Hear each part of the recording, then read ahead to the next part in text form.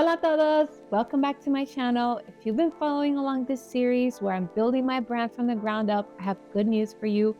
You don't have to hear me yapping anymore because today I'm taking the final courses. These courses, of course, are available for free through Canva, and you can choose to take them and go through this process like I did. It has taken me a month to get to the point where I am today, and there's a lot that I never showed in these videos. Obviously, I spend most of my time working and chugging away, and very little time actually figuring things out while I'm on camera. Believe it or not, because I know most of these videos have been me like, what is my brand? What do I want my brand to be? And so today I'm finally at the point where I'm building my brand kit, which was one of the lessons that I took today. And the other lesson was talking about evolving your brand. Starting with the brand kit, I want to walk you through the things that you should include in your brand kit. Keep in mind, this is obviously a work in progress and things are going to be continually changing, but the thing that is not going to change are my brand values and my personality, etc., etc. So walking through my, I'm going to call it mock brand kit because it is so rough. I basically have just done little layouts. Nothing is fully designed. My homepage has my new logo.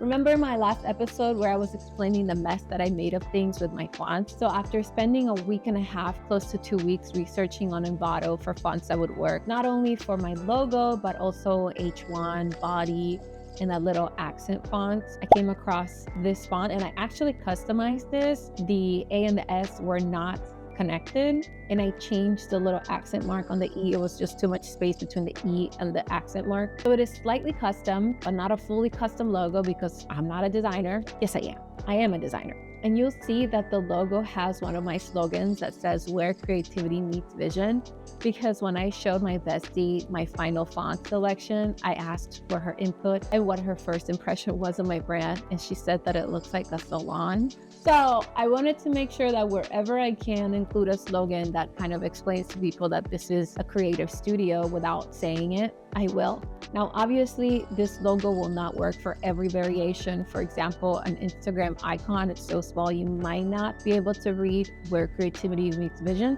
But that's where the brand kit comes in and explains all the rules and what not to do. So the first thing you should include in your brand kit is your mission statement, which is essentially your brand purpose. This will explain what you are, what you do, how you do it, who you help, etc., etc. It kind of also explains a little bit of your personality, gives a little preview about that, but that's a completely different slide.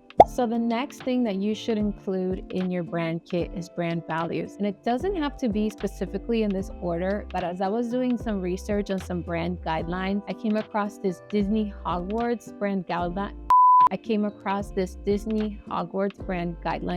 Outline. Whew, that's a mouthful. So I basically copied their outline, not exactly because I already had an idea of how my brand kit should look, but basically if you don't know where to start, copy somebody else. So brand values, we went over that probably in episode 2. And basically at BéaSol Studio, our work is grounded in 5 core values that shape every idea, story, and strategy we create. Those values are diversity, authenticity, fun, creativity, and vision. Moving on. The next page you should include in your brand kit is your voice. How does your brand communicate? How do they speak? What tone of voice did they use, both in different platforms or the kind of content that they create? Are they talking to peers? Are they talking to clients? Are they educational? Are they entertaining? You have to take all of these things into account if you are going to communicate effectively who your brand is and what purpose it serves. And I'm not going to go into detail and read every single line on every page. If you're curious to know, I can share this with you once it's finalized, and I'll probably come back to this later and show you like a final version because this is just the layout, how I want it to look. It's obviously not designed, but if you are curious to read every single line of text, let me know and I can send you my little Canva presentation. Next, I included some specific examples about the tone, what BéaSol would say when they want to express a statement that is visionary or creative, approachable. How would I communicate these values, so to speak? So I just included some examples to keep me on track because you can easily lose track of who your brand is. And this happened at one of my jobs when I worked at the Wynwood Walls. They never had brand guidelines established. And so I was starting to create a tone of voice that was educational, kind of elevated, because the Windward Walls is not really a respected entity. It seemed kind of like a joke, which is so sad. But I was trying to elevate their brand and not make it look so goofy. But looking at the posts that they're making now, obviously nobody has followed through with that because there was no established voice guidelines ever. So this is very important to have in your brand kit. And I included some more examples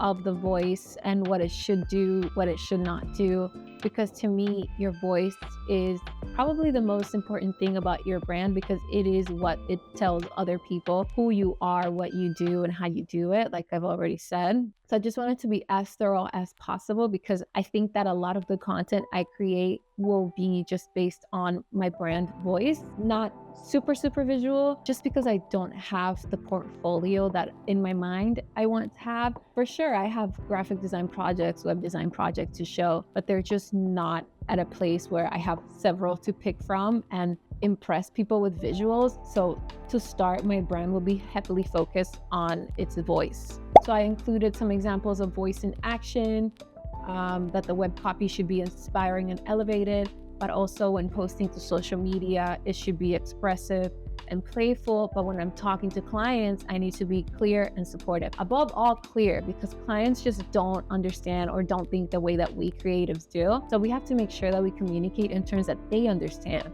Okay, moving on.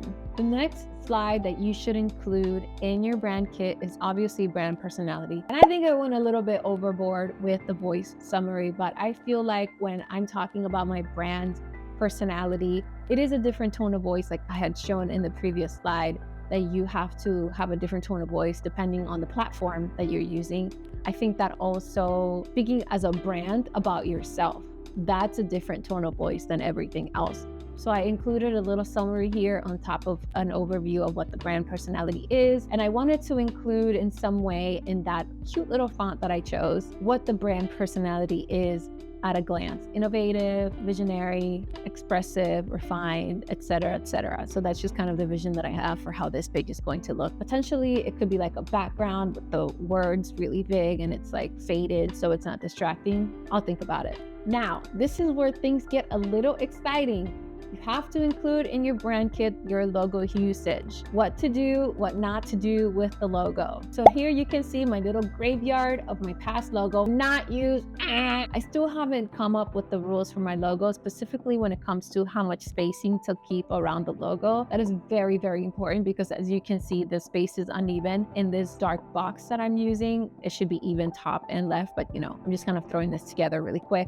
But one rule that I have made is that if the logo is going to be used in this blue color, which I had to change my color from my favorite teal to this darker blue, or actually, I think this is my teal color. Hold on, let me put this side by side. Okay, this is my teal color. So because this teal color does not pass accessibility contrast, it has to be on a dark background. So that's rule number one. I'm going to use my favorite color. The logo has to be on this black background, which is not technically black, and you'll see that in the next slide. And another thing that I noticed is that when you include the slogan "Where creativity meets vision" in the blue version of the logo, it is not as legible. So if I'm including the slogan in the logo, it has to be just black, no blue.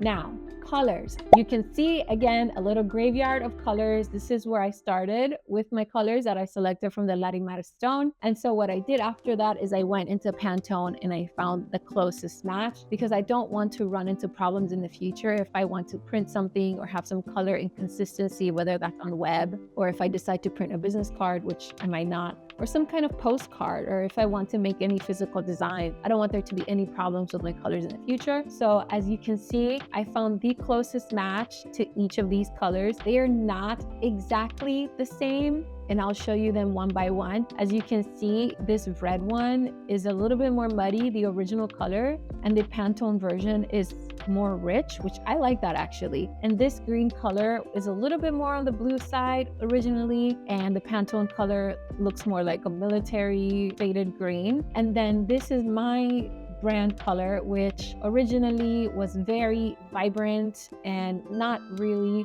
accessible friendly. So I decided to opt for a version that was a little bit darker, because what matters is that it can be used. You don't want to pick a color like yellow or orange that you cannot use on your website because people can't read it. And the one color that did not change and I did not find a Pantone equivalent to is this darker brown black. I don't know what you would call it. I'm not going to worry about it too much because it's not really an important color in my brand. I really care about the blues and the greens, the ones that are going to accentuate or support the brand. And as you can see here, I have a hierarchy of colors. So when it comes to my website, the main color is going to be this like off-white color, and I want to have the darker one be the 30%. If you know this 60-30-10% rule, 60% of your website should be one color, 30% of it should be another color, and then the last 10% or something like that should be those accent colors. Obviously, this is not a perfect 60-30-10 rule. I will work on that, but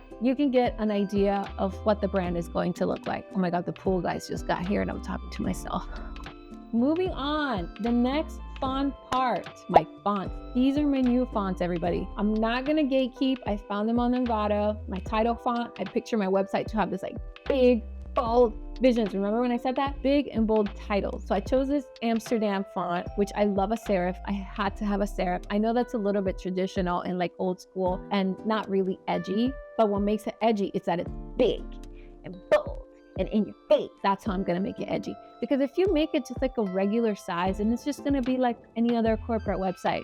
And my heading font, as you can see here, is Luxenta. I have made up rules for my fonts already, what size they're going to be, if they're going to be all caps, sentence case, etc., etc. I've already made up these rules. So my title fonts are going to be title case. My heading font are going to be caps. And then the next slide, I have my body font is the same as my H1 font because having so many fonts wasn't looking cohesive. So that one obviously is going to be sentence case. And my quote font, which I love because it's kind of like handwritten and rough around the edges, is going to be sentence case in 45 points. I noticed that anything less than 45 points made this font not legible. So it's not going to be something that I'm going to be using all over the place. It's kind of like I said, when I create my brand personality, I picture kind of like a background with different cursive words on it that explain the personality. So it'll kind of be like more of a design element rather than a font that's used to communicate.